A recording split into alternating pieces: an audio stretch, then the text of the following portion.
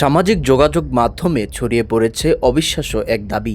জাপানের এক তরুণ নাকি নিজেকে কুকুরে পরিণত করতে ২২০ কোটি রুপি খরচ করেছেন। এমনকি অস্ত্রোপচার করে মানুষের শরীরের বদলে কুকুরের মতো চেহারা ও আচরণ তৈরি করেছেন, এমন কথাও বলা হচ্ছে। ভিডিওতে তাকে কুকুরের মতো হাঁটতে এবং দেখতে পাওয়া যাচ্ছে। ফলে মুহূর্তেই বিষয়টি নিয়ে শুরু হয়েছে তুমুল আলোচনা। কিন্তু সত্যিই কি একজন মানুষ নিজেকে কুকুরে পরিণত করতে ২২০ কোটি টাকা খরচ করেছেন? ফ্যাক্ট চেক বলছে দাবিটি সত্য নয়। ঘটনাটির পেছনে রয়েছে জাপানের টোকো নামে পরিচিত এক ব্যক্তির পুরনো গল্প। টোকো আসলে কোনো অস্ত্রোপচার করে নিজের শরীরের পরিবর্তন করেননি।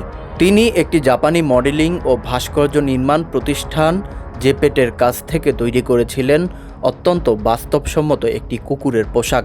এই পোশাকটি এতটাই নিখুঁতভাবে তৈরি করা হয়েছিল যে সেটি পরে টোকাক্কোকে অনেকটা জীবন্ত কুকুরের মতো দেখায়। আর এখানেই তৈরি হয়েছে বিভ্রান্তি। সামাজিক যোগাযোগ মাধ্যমে ছড়িয়ে পড়া নতুন পোস্টে দাবি করা হচ্ছে একজন ২৬ বছর বয়সী কোটিপতি জ্যাসো নাকি কুকুর হওয়ার জন্য প্রায় ২২০ কোটি রুপি খরচ করেছেন এবং একাধিক অস্ত্রোপচার করেছেন।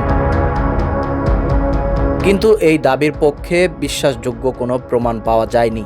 বরং ফ্যাক্ট চেক প্রতিবেদনে বলা হয়েছে ভাইরাল গল্পটি টোকোর বাস্তব ঘটনা বিকৃত করে তৈরি করা হয়েছে। আর পোশাকটির দাম নিয়েও রয়েছে বড় পার্থক্য। প্রতিবেদন অনুযায়ী টোকোর কুকুরের পোশাক তৈরি করতে প্রায় ২ লাখ জাপানি ইয়েন খরচ হয়েছিল।